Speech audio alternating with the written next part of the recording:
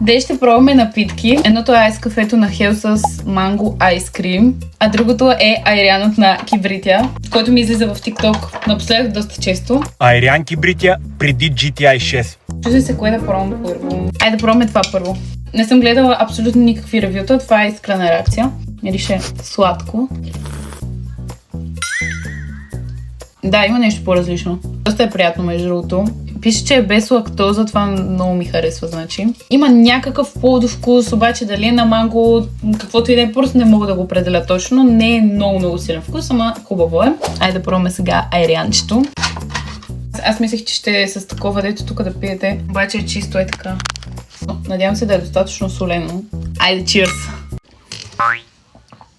Накапах се. Ако изключим факта, че се накапах, хубав е. Айрянът общо взето не е лош, обаче просто е много неудобно за пиене. Просто се излива, защото е като кофчика от кисело мляко. Но ми харесва. I like it. И двете напитки ми харесват, не са лоши.